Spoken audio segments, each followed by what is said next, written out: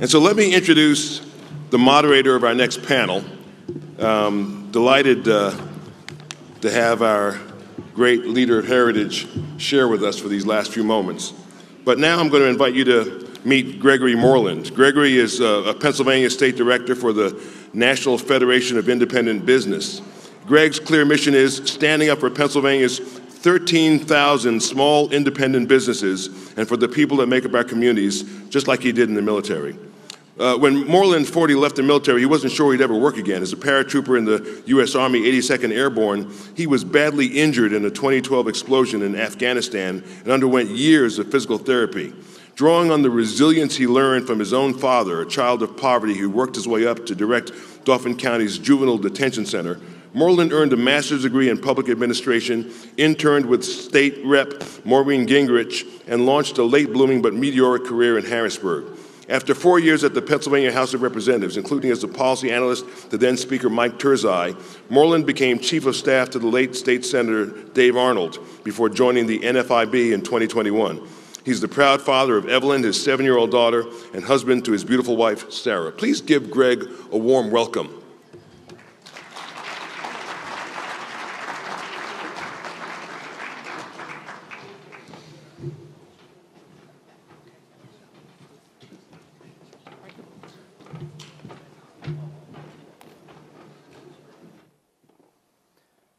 All right, well, good morning, everyone. My name is Greg Moreland. I'm the Pennsylvania State Director for NFIB, the National Federation of Independent Business, and welcome to our moderated conversation today entitled, A Legislature Divided. I'm a very lucky man. Not only do I have a beautiful pregnant wife at home right now, but I also have the best job in the world. I get to represent small and independent businesses, your mom and pop shops, all throughout your communities, before the General Assembly. And so it's a terrific job to have because I get to stand up for the little guy, right? Much like I did in the military, you got to stand up and sometimes you got to fight. And so our job at NFIB is to protect the rights of small business owners to own, operate, and grow their business. And so I'm here today with 3 small business champions who will talk about divided government and what kinds of legislation we're seeing coming out of the Pennsylvania House and the Pennsylvania Senate. First, I'd like to recognize Senator Kristin Phillips-Hill from Southern York County.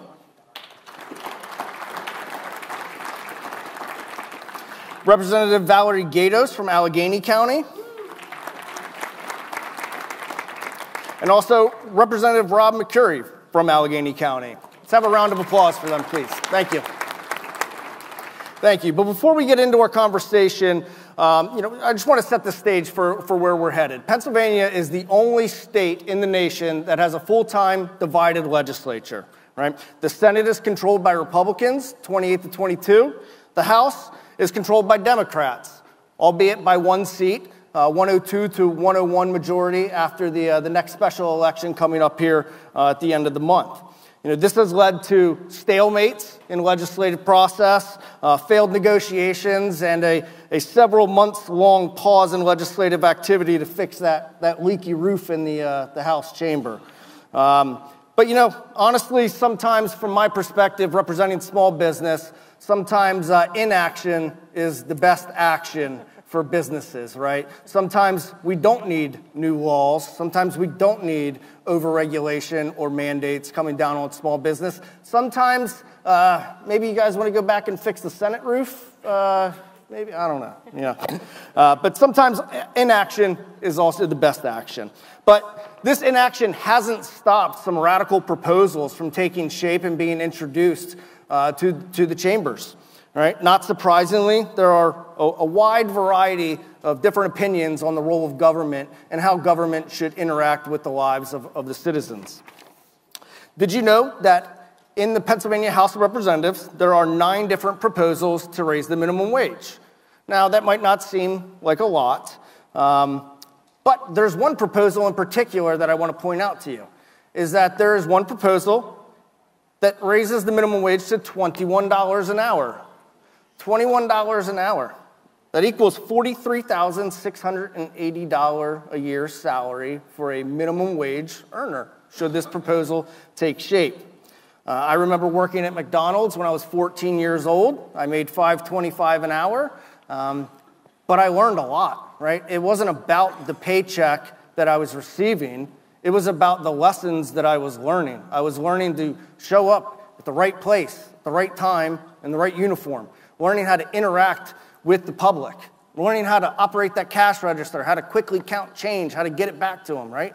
These are the real things that I learned there. It wasn't the small amount of money I came home with in the paycheck, right? Not only is the $21 an hour proposal startling, but there are 35 Democratic co-sponsors on this legislation. That is over 1/3 of the Democratic caucus in the Pennsylvania House of Representatives has signed on to this bill and has said they support it and they would vote for it should it come up for a vote. Imagine the message that you're sending to businesses back in your districts, to the folks that want to locate here in Pennsylvania but are scared to because these proposals are out there. Imagine the individual that's contemplating whether or not they want to shut down their business or they want to go on for another year, right? These are real threats to our economy and the way businesses operate. NFIB commissioned a study with a third-party agency to show that the $15 minimum wage, should it be enacted, the bill passed out of the Pennsylvania House of Representatives, should that bill be enacted, it will cost the Commonwealth 104,000 jobs and $14 billion in negative economic output. NFIB has a tremendous research center where we have been collecting information from our membership for over 50 years. This allows us to identify trends within our membership to better understand the current state of small business. Some recent findings from the small business community are that, guess what? Inflation is still high, right? I don't think that's a shock to anyone. You go to the grocery store, it's going to cost you a lot extra. Right? Lack of available qualified workforce. Many of our members cannot find qualified individuals that can pass a drug test that will actually show up to work on Monday morning, right? Businesses are pessimistic about the future, right? Small business owners are not optimistic about the next 6 months. That's a scary thing. So why? Why are they feeling this way? How did we get here, right? Maybe, just maybe, it's some of the proposals coming from Governor Shapiro, the federal government, and from portions of the Pennsylvania legislature. And so that's what we're here to talk about today. And I have three incredible guests with me, and panelists and state elected officials. Could not ask for better friends in the General Assembly than these three right here. They constantly are defending small business, limited government, and so I thought it would be appropriate to have them a part of the discussion. We'll just kick it off, starting with Representative Gaydos. Tell the audience a little bit about yourself, why you're qualified to speak on some of these business issues, and what are some of these legislative proposals that you're seeing coming out of the House? So thank you, Greg, and we're very fortunate to have a group like NFIB representing and fighting for small business. So thank you for the work you do, because that helps us and gives us the tools we need to go and fight for you. I grew up in Western Pennsylvania. Both my parents were small business owners. I'm a small business owner, and it's just something to me that has meant more freedom to our great nation. I focus on two things in my focus in the legislature, and I actually have it on the back of my T-shirts that I pass out that says lower taxes, less government, more freedom. And if it doesn't pass that sniff test on every single piece of legislation that we do, I try to make sure that it follows those three tenets, or actually I say two tenets equal the third one, right? Lower taxes, less government equals more freedom. So that's always been a focus of mine. We were talking a little bit earlier about the number of legislators in the State House, 203 legislators. Greg and I had this conversation last year, and I said, wait a minute, how many of these 203 have either been a small business owner or have even like remotely, or their spouse or their family member? We did a study on that, and it was tragic. This is why we are getting all these types of legislation, primarily from the other side of the aisle, is because they don't understand what it is like to work. I look and say, whether you're a family farm or whether you are a small business, you own a franchise, that the onus is on us. So that's where I see as the qualifications to fight for the group of people that have been so fundamental to the foundation of this United States. I have the bill to reduce the size of the legislature. I look at it that those of us who work, we can probably do this job with our hands tied behind our back, and sometimes it takes some of our fellow members much longer to just focus on legislation as you pointed out, it's a good day sometimes when we aren't in session. It's a good day for the American business. Senator Phillips-Hill. Go ahead, round of applause, please.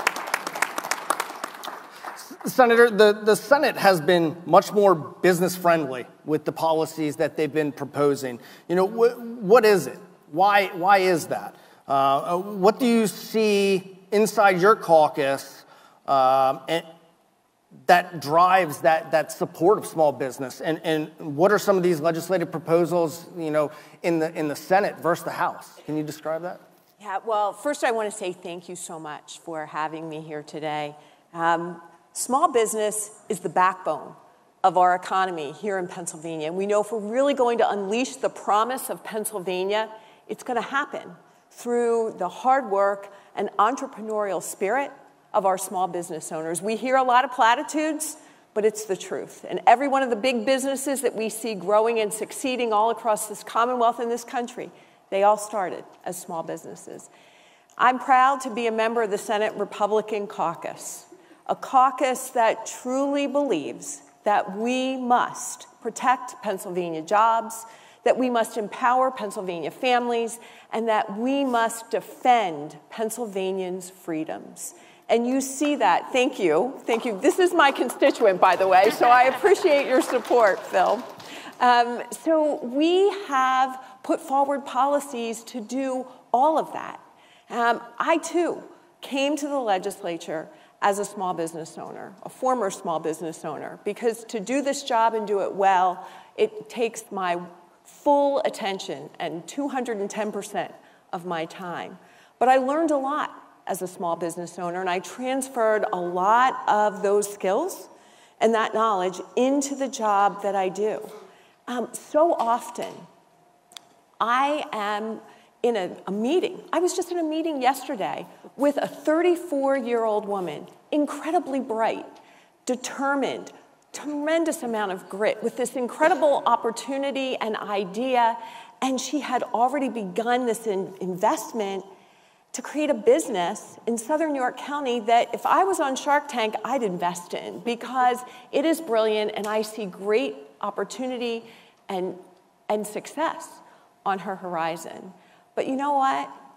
Over-regulation is stifling her opportunity. And so since I arrived here in the General Assembly, I have championed reducing the regulatory burden. You know, Pennsylvania has over 163,000 regulations on the books. And in a sense, it's just another form of taxation. I have another business owner. He is trying to redevelop a brownfield site. It's ugly, it's atrocious, and he wants to put businesses there, creating opportunity, creating jobs, and he is being stifled because one government agency can't agree with another government agency. He can't get permits from either one.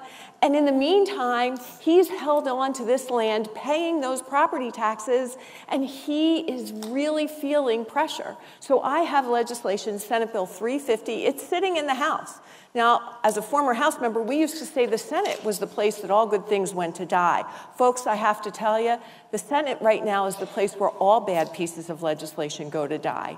But right now, that bill is sitting over in the House, and what it would do is it would reform our system of regulation.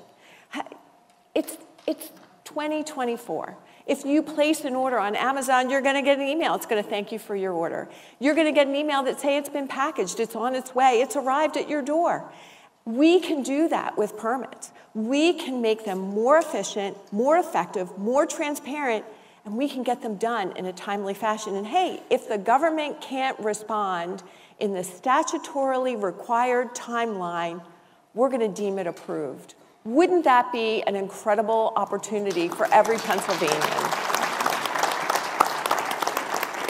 So I'm proud to serve in the Senate Republican Caucus, and I'm proud that our caucus is standing up for businesses, large and small, and more importantly, the people who work for them. You know, this legislation has really created some bridges to constituencies I never envisioned myself working with. But even those individuals who I've often been on the other side of an issue on recognize that if we can cut the red tape, we can roll out the red carpet to more business opportunity and more jobs that pay maximum wages here in Pennsylvania. Thank you. Thank you, Senator. Those were all fantastic points, and we certainly appreciate all your long-standing support of small business. Representative Mercuri, tell us a little bit about yourself. Being a legislator from Western PA, energy is a hot-button issue in PA, right? It's big business out in Western PA. You guys have a lot of resources out there that can provide a lot of economic freedom to the workers, to the Commonwealth itself. We are an exporter of energy. You know, what do you think the role of government is in bolstering or hampering that sector? And where do you see kind of some of these legislative proposals in the House going with regard to the energy industry? Well, Greg, great question. And first, thank you for having me, and to you all for being here for this wonderful conversation on small business and where we go. You know, if the Pennsylvania legislature were a business, it would be out of business. There's no doubt about it. It's so poorly run. And we do have the largest full-time legislature in the country, but it's the least productive. And as Republicans, we know that sometimes less is more, and so that's not always a bad thing to be less productive. But then, as Representative Gaydos said, we should reduce the size and the overhead of the government in Pennsylvania. And that goes for our energy policy, too. We need to get out of the way of the energy producers in Pennsylvania, and especially in the West. It is such a big opportunity, and right now it's a missed opportunity. If you look at a map of Pennsylvania and you see where the oil wells and the natural gas activity is happening, they're dotted along the other side of the border in Ohio and West Virginia. And that's a direct result of the bad policy in Pennsylvania that we've had under Governor Wolf and now under Governor Shapiro. Governor Shapiro likes to talk a big game. He likes to talk about making Pennsylvania competitive. And he also has kind of walked the line or straddled the fence on the regional greenhouse gas initiative. But he recently doubled down on a carbon tax and trade, and he basically has kowtowed, just like he did on school choice, where he promised something, and then he went the other way with his base. He's doing the same thing on energy, where he's saying we need to be competitive, we want to be energy producers, and now, then he's kowtowing to the climate lobby.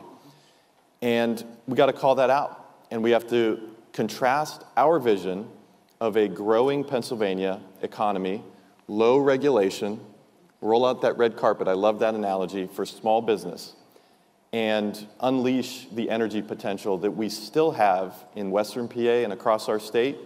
If we would double down on that concept, then we would grow again, and we still need to do that. So I think as Republicans, we know that small businesses are the lifeblood of our economy, and as a small business owner myself, I know that with hard work, anything's possible. And so we can do this.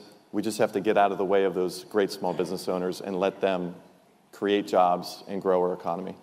Fantastic points. Thank you, Representative.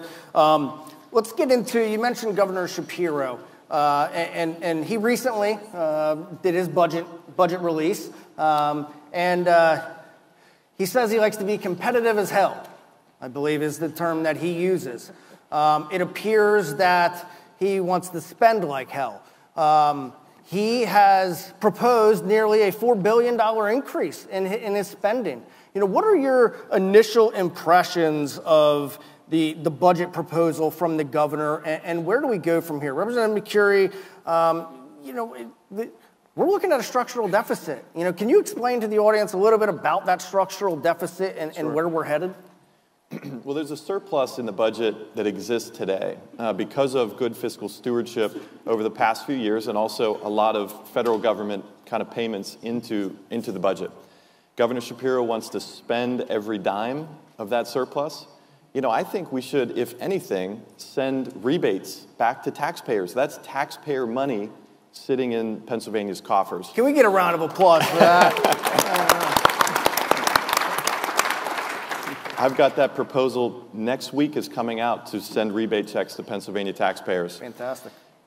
Going forward, though, if we create new entitlement programs and new budget line items at a higher level, which is what Governor Shapiro wants to do, a record $48 billion plan, then we will have a structural deficit going forward, and we'll be forced to raise taxes. Now, they've also kind of tipped their hand about how they want to do that. They would like to restructure our tax base. We have a flat tax in Pennsylvania, as you all know, 3.07% for business and personal taxes. But they want to bifurcate that, and they'd like to tax businesses more, and we can't allow that. It's unconstitutional. So we need to be on the lookout for that, but that's the plan, is create dependency, divide and control, spend, and raise taxes to do it. Senator? Well, I would say to you this.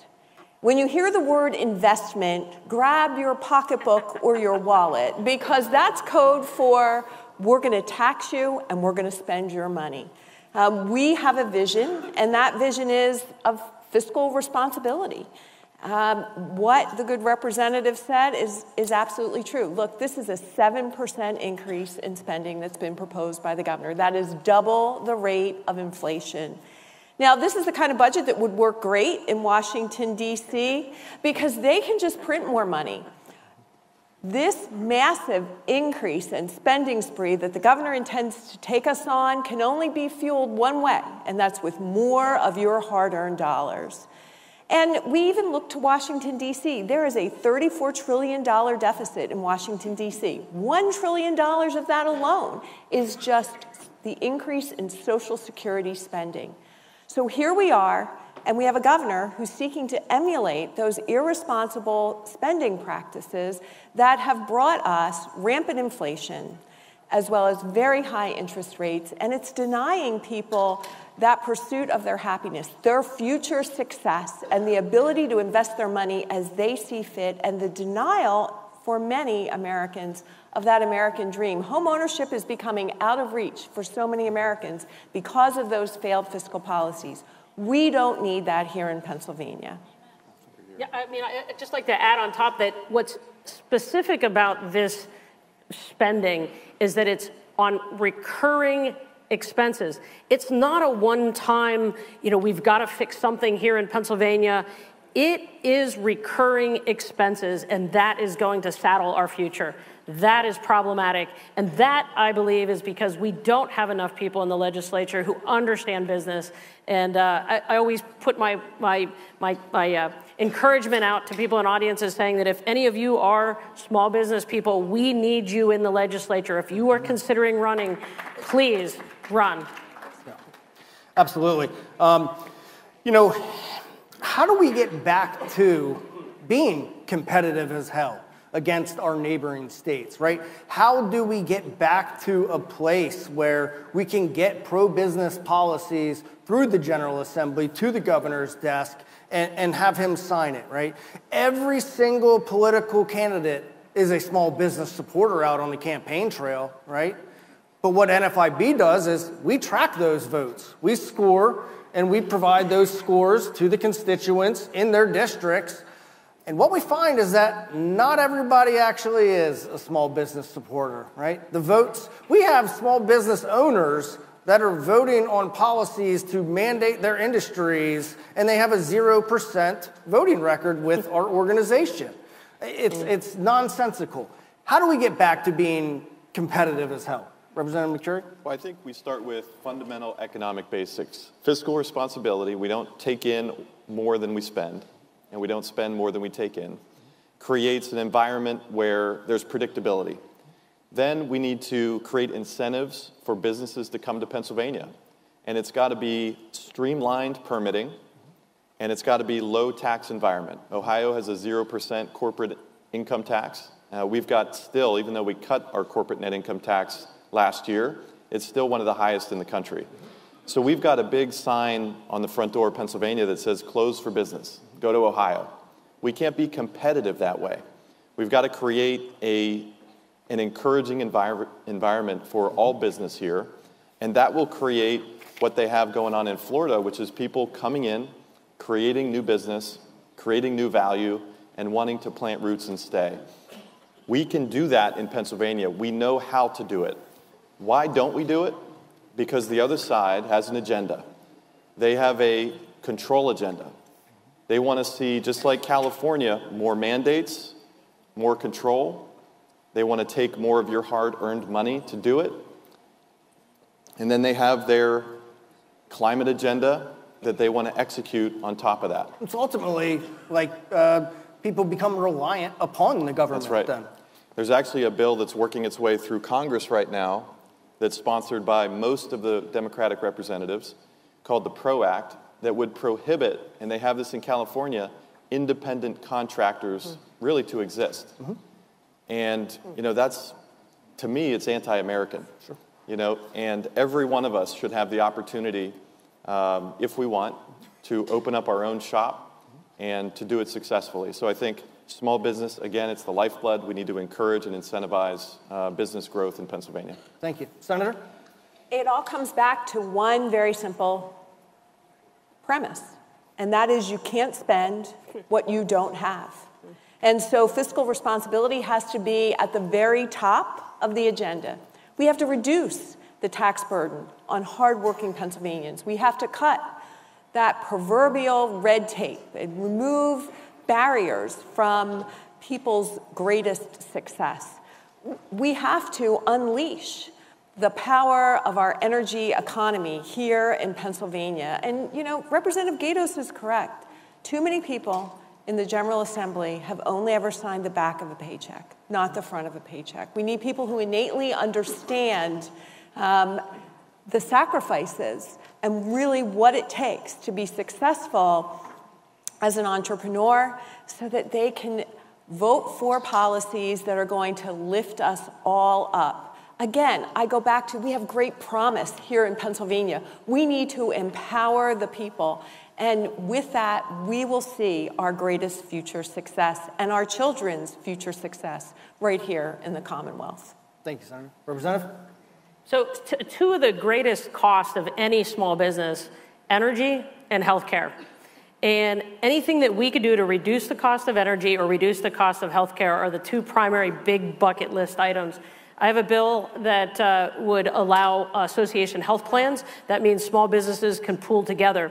Something that most people don't realize what happened with the Affordable Care Act, and that the Affordable Care Act came out and immediately prohibited small businesses, small farms, small professional practices, dentists, podiatrists, optometrists to be able to pool together to have lower cost healthcare. That's crushing and has been crushing for very small businesses who ended up eliminating their employees and going back to being independent contractors. You can't build a business when your cost of energy and your cost of healthcare is way more than those larger businesses.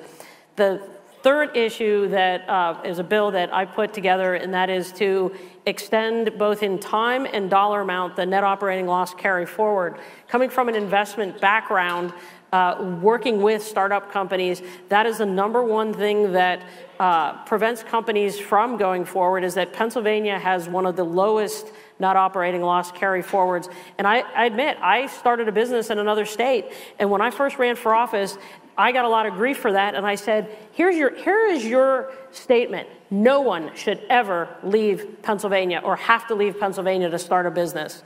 And that's why I ran for office, is that to work with good folks to try to make Pennsylvania strong and supportive of small business, because that is our lifeblood going forward, now and going forward. Thank you. And I want to thank the three panelists we had here today, fantastic supporters of small business. I can't thank you enough. I think what we've learned is elections have real consequences. We need more small business owners in Harrisburg and in Washington, D.C. And I hope that you will remember that when you go to the ballot box here later this month and in November. So with that, let's have another round of applause for our elected officials.